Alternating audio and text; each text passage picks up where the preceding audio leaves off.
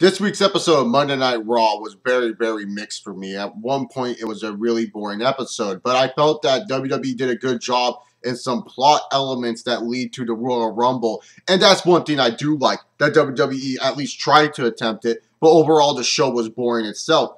Most of the matches tonight were rematches, matches we have seen, a couple of good matches here or there, but let's talk about some of the main storylines as I talk about some of these matches. First, we have Alberto Del Rio taking on Rey Mysterio. You've seen one Del Rio Mysterio match, you've seen them all. Same match, Del Rio wins. And what I like the most is that they have Alberto Del Rio, a guy that they're trying to find something. I mean, let's face it, we all know Del Rio's talented in the ring, but they need to find something for this dude to do. They have Batista coming back. They need Batista for something to do after the Royal Rumble.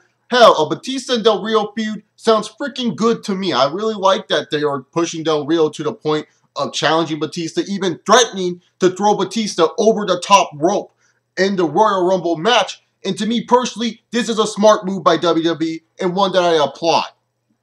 The Brotherhood, and Cody Rhodes and Goldust, I officially learned that's their tag team name, beat once again Ryback. And I gotta ask myself, I thought Ryback, or Ryback at least on Twitter, was tweeting how he was done with the company, deleting his Twitter, no longer Ryback, going under Ryan Reeves. Is he gone from the company or not, WWE? Please tell us, because I don't know.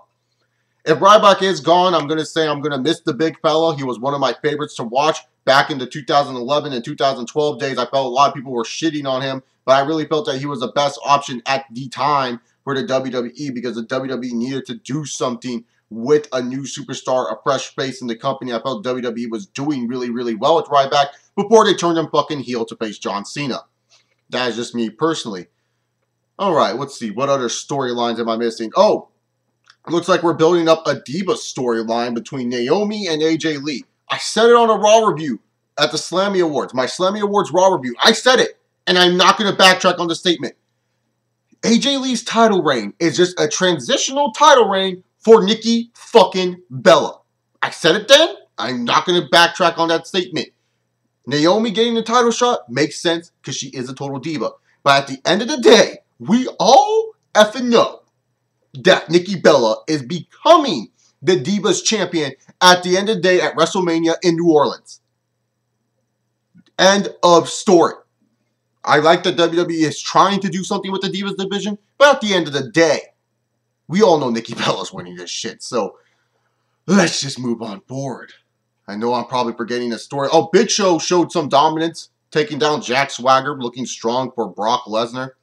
Beat up Zeb Coulter, beat up Antonio Cesaro. Paul Heyman talked about it. Cool. We're getting some build-up there, at least Big Show looking dominant, per se, for when he faces Lesnar at the Royal Rumble this year. CM Punk, New Age Outlaws taking on The Shield. They had a match on SmackDown. Now they're having a match on Monday Night Raw. But we all know, on SmackDown, that's just a regular match. If it's on SmackDown, it's a regular match. No storyline is going to be produced here. So if they do it on Monday Night Raw, there is something important going to fucking happen. And what they did is have the New Age Outlaws betray CM Punk. Wasn't it an obvious move? Didn't people see this coming? Kind of, yes, people saw this shit happening. People saw that the New Age Outlaws would probably leave CM Punk during this match, but I'm glad they did. They shouldn't be teaming with CM Punk. They're Triple H's friends. Like, how are you supposed to make me believe someone who hates CM Punk right now, Triple H, would let his friends team with CM Punk? I'm glad the New Age Outlaws walked out on CM Punk. It makes me feel sorry for the CM Punk character in some sense. Because then again, why is CM Punk teaming up with some of Triple H's friends? He should know better. He shouldn't team up with Triple H's friends. They're not going to be his friends. So why team up with them? CM Punk loses to The Shield. He gets put into the Rumble match. We announce CM Punk is in the Rumble match. Cool. Get us more excited for the Royal Rumble and have it where CM Punk is in the Rumble match and being a potential favorite to win the Royal Rumble match.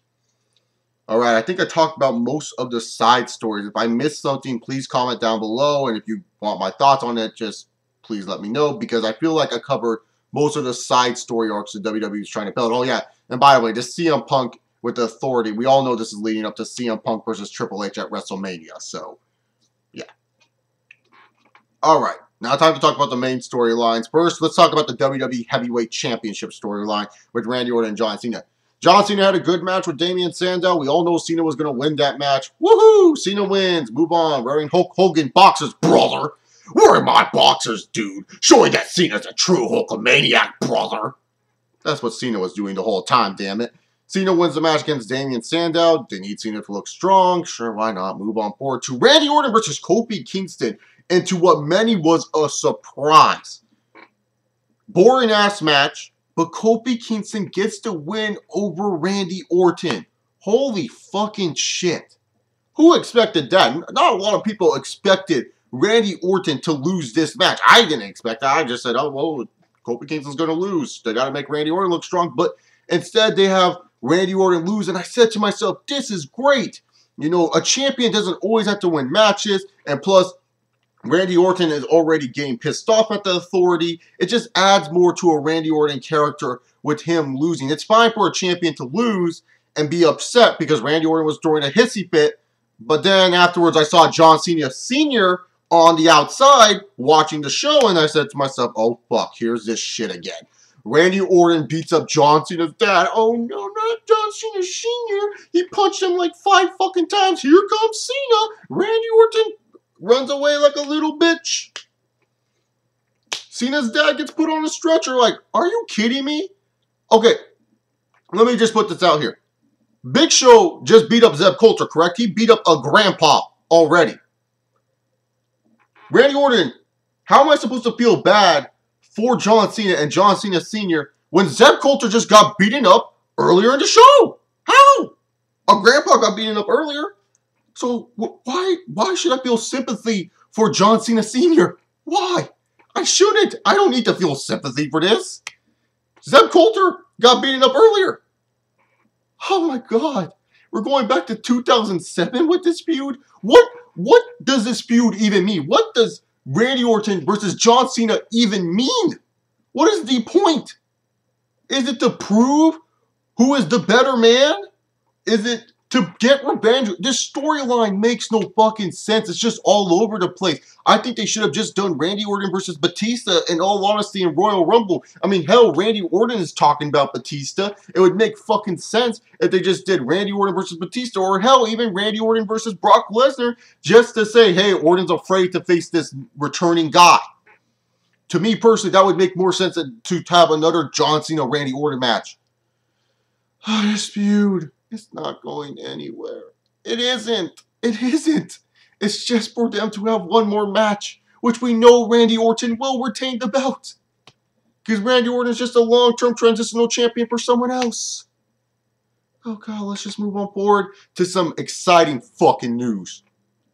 WWE Hall of Fame is coming up, and guess who's inducted? Oh, yeah. The Ultimate fucking Warrior, baby. I cannot wait to hear the Ultimate Warrior's induction speech. I cannot fucking wait to see the Ultimate Warrior and just there in the presence of him. I love the Ultimate Warrior. One of my favorites from the olden days. I can easily go back and watch old school wrestling with the Ultimate Warrior in presence. He's fucking awesome. Happy he's in the Hall of Fame. Great for the WWE. On Twitter, I said it better be the Ultimate Warrior. I was marking the fuck out when it was the Ultimate Warrior. So I'm fucking happy the Ultimate Warrior is in the damn Hall of Fame, baby. Woo! Now all we need is the Macho Man and maybe Jake the Snake Roberts, and we'll be fucking set. This Hall of Fame, I think it's going to be a good one. It's WrestleMania 30. They need to have a great Hall of Fame, baby. Alright, time to talk about the main storyline of the night. Oh, God. Got to get my Triple H water ready for this one, baby. So, Daniel Bryan and Bray Wyatt face off against the Usos in a regular tag match that ends in disqualification, which leads to, after the match, Bray Wyatt to be upset at Daniel Bryan and hating the Saving Abigail on him. Fans are still chanting for Daniel Bryan. Okay, cool, whatever. Move on forward. Now we have a cage match between these two, a rematch, which was actually a good cage match. I actually did enjoy the cage match itself. The Usos end up winning, which I think was a great decision on the Usos' part. I really felt that the Usos should have won this match. The Usos really need to get their names more out there in the tag team division. It shows that actual legit tag teams who have been together should have a better advantage than just two random guys put together. That's just me. And I'm glad the Usos won this match. I know a lot of people are like, well, the Wyatt family looks weak as fuck. What's the point of this storyline? And WWE ultimately at the end of fucking Raw just told us there is no point to this storyline. This storyline was a waste of time and a terrible use of our characters and our product. WWE, can you guys do a stupid storyline and make it last for a while and make it interesting? They knew this storyline was a fucking flop. And that's why they made Daniel Bryan turn babyface tonight.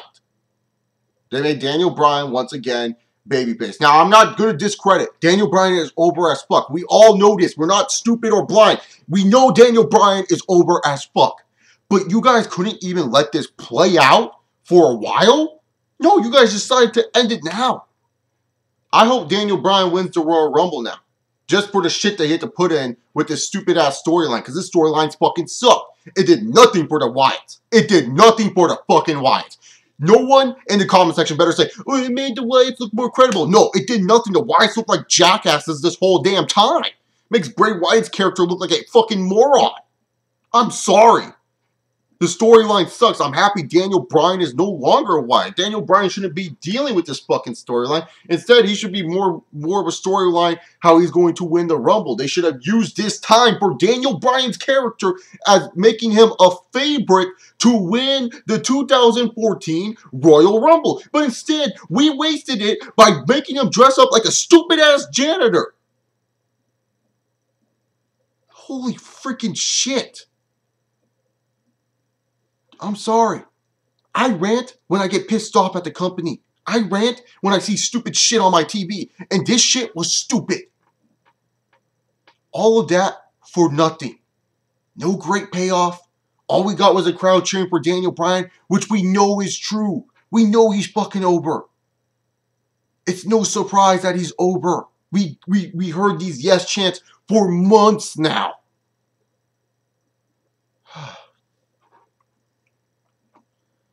Daniel Bryan does not win the Royal Rumble, it'll just be ridiculous to me. That's all I gotta say. Anyways, guys, if you guys like this video, subscribe down below. Give me a thumbs up, thumbs down, whatever you thought of this video. Comment down below if I missed something on Monday Night Raw that I didn't talk about that you wanted me to talk about, and I'll give you my thoughts in the comment section. I'm out of here. Gotta get ready for school. See y'all later. Peace!